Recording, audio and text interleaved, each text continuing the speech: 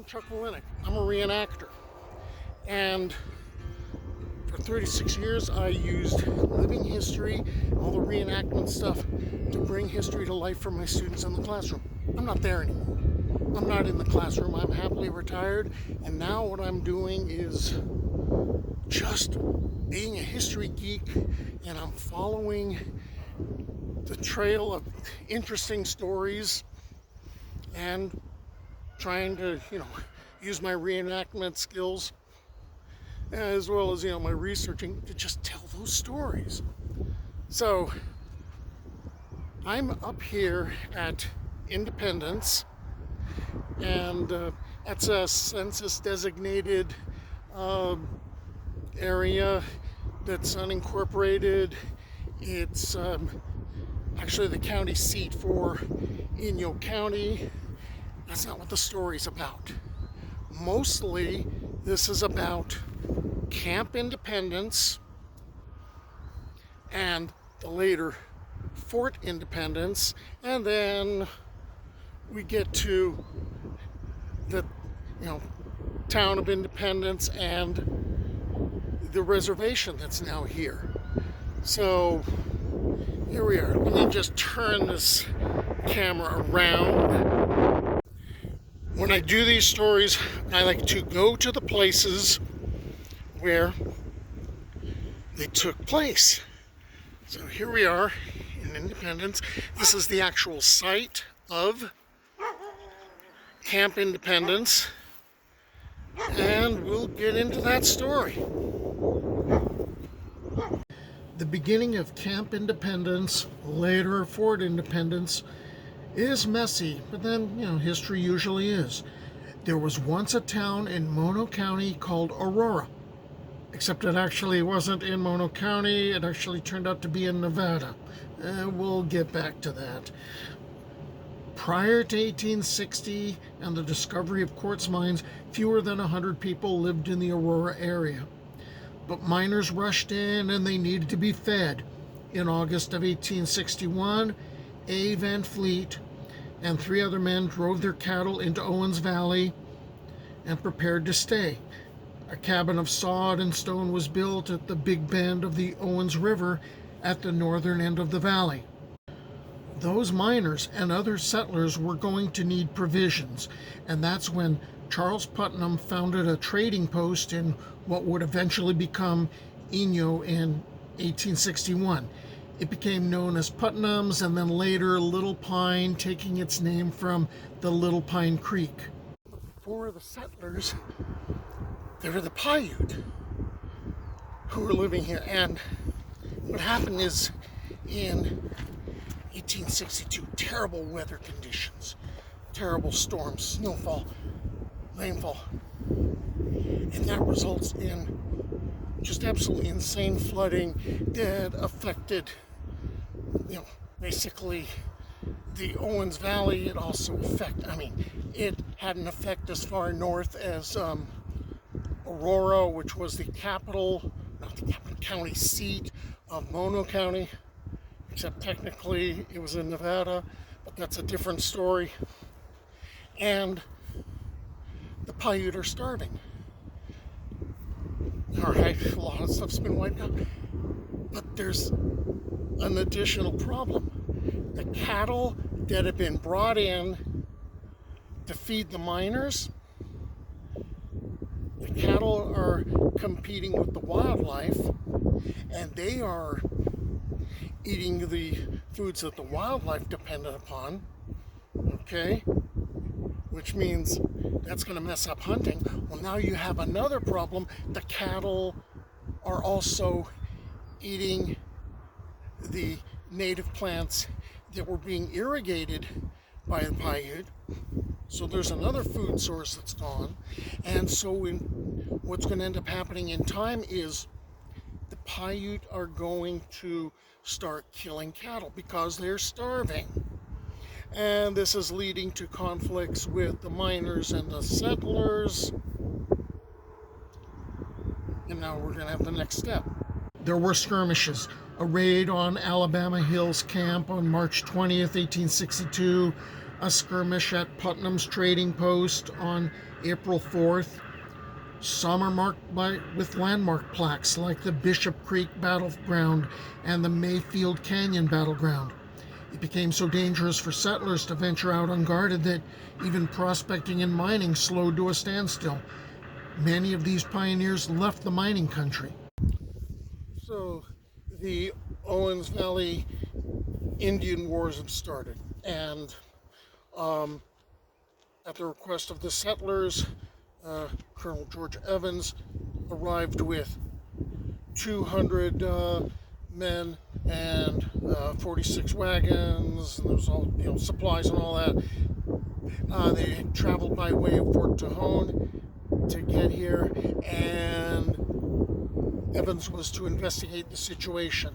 Well, after 5 days of chasing the Paiute, because they'd retreat up into the mountains, and basically there was no way to really get to them and to settle this decisively, Colonel Evans reported back that there needed to be a permanent presence here, a permanent fort established. And so 2 miles north of the present town, Camp Independence is established. Camp Independence was established on Oak Creek in the valley on July 4th, 1862, Independence Day, during the Owens Valley Indian War, hence the name of the outpost. So here's the site and Oak Creek, which was the water source for the camp. It also served as an American Army post during the Civil War, as California had both Union leanings, mostly in the north around San Francisco, and Confederate sympathizers in the central and southern portions of the state. This is also why Camp Babbitt in Visalia was established.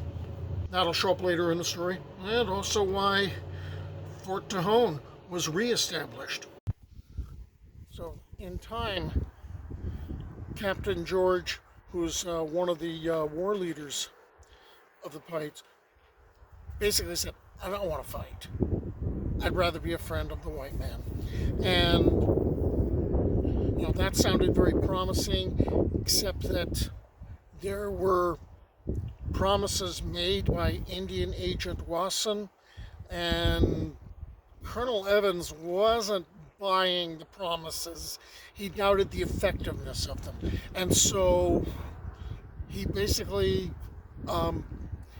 he ended up getting Captain George and several other leaders to surrender themselves and their families, basically as hostages, goodwill, that sort of thing, except that there was one of the leaders, Joaquin Jim, who decided, no, I'm going to keep fighting. Okay, let's get into details of the fort. Camp. It's a camp first. Later it becomes a fort. Here's the middle of the parade grounds. There are stories of the men firing their guns when the flag was raised. Soldiers planted these trees to provide much needed shade. Remember what summer temperatures would be like in this area. It would average in the 90s in the summer, sometimes going triple digits, and these soldiers would be wearing wool uniforms. The buildings included the barracks and officers' quarters and a hospital, a mess hall, an armory. Well, they were built along the rows of trees that surrounded the parade grounds. The officers' quarters would have been approximately here. The soldiers would have marched on a green lawn in front of the officers. Here's the camp hospital. That's now a private residence, and the building got moved to the town of Independence in 1883. The commander's house also got moved to the town of Independence. It's located on Highway 395. It was considered one of the best looking army posts on the West Coast and was the social center of the area. But it must have been difficult to soldier there, as close as the troopers were to the mines and hearing the tales of gold coming out of the area. Call it gold fever. Well, now Colonel Evans has been told that he needs to pull out, but there would still be a presence here. And He was to go establish Camp Babbitt in Visalia, and Camp Babbitt's going to show up later in the story, and it's also going to be involved in the Keysville massacre. That's in a different video. So Colonel Evans takes, several of the, or a large number of the California volunteers, because it's not regular cavalry, it's California volunteers because the Civil War is going on. And he goes to establish Camp Babbitt. And one of the other officers remains here with 100 men, and they're just going to continue to build the camp. When Hungry Paiute began entering the Kern River Valley, trouble began anew. There's a vague reference to what became known as the Keysville Massacre in the California Landmark Plaque. Number 98, Keysville. From 1853 until 1870, Keysville was a center of both placer and quartz gold mining. On the knoll just below the town site may still be seen the outlines of an earthworks fort built to meet a possible Indian attack in 1863. That doesn't quite tell the story. Indians are entering the Kern River Valley in 1862 and 1863. Apparently a lot of them, and the reason is the Great Flood of 1862 had driven away a lot of the game that sustained these people. Well, now these people are coming into the Kern River Valley because they're starving. They're looking for a way to survive. But because they are flooding in, the miners and the settlers that are, living and working in the Kern River Valley, they start freaking out. In early April of 1863, Lieutenant Colonel William Jones at Fort Babbitt received a letter from citizens of Keysville, and they were requesting military protection from Indian depredations. And he made a decision. He passed the letter along to his superiors in San Francisco and stated what actions he was going to be taking. On April 12th, 1863, Captain Moses McLaughlin left Fort Babbitt in Visalia with 42 soldiers. He and a couple of lieutenants. There was also a 12-pounder, a howitzer being taken along. 4 6-mule teams were being brought, and they were ultimately to end up April 24th around Fort Independence. But they are marching down, and they stop at Keysville. Upon Captain McLaughlin arriving in Keysville, citizens met with him, settlers met with him, and they had a list of things that had happened. They said that a man had been killed. They said that one man had 150 head of cattle that were stolen from him. Others complained that horses were stolen, that property was stolen. They painted this picture of the roads were unsafe in the area and that the army needed to do something about this. Oh, and the citizens were very eager to volunteer and help out.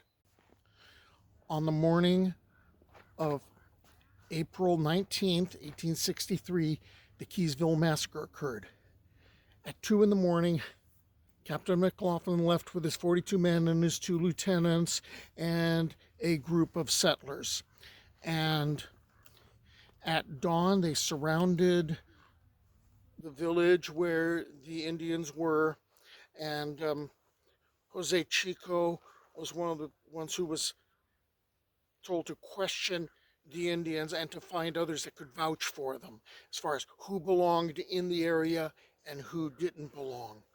And the young boys and the old men were sent back to the village. However, McLaughlin put the 35 who could not be vouched for. He put them to the sword, so they were killed with either saber or gunfire. And what ended up happening is McLaughlin later, when he was talking about the incident, when he had arrived at Fort Independence, he said that, you know, you can't have a treaty. These people would not honor it. After the results of the Keysville massacre, Captain McLaughlin, who perpetrated it, arrived at Camp Independence. As senior captain, he became the new camp commander. He changed tactics previously used in the Owens Valley Indian War, no longer pursuing the enemy up canyons into the mountains to be ambushed in places of their choosing. McLaughlin sent detachments of men up into the mountains at night. And then at daylight, they would sweep downward toward the valley, driving any enemy out into the valley, where another detachment awaited to cut them off.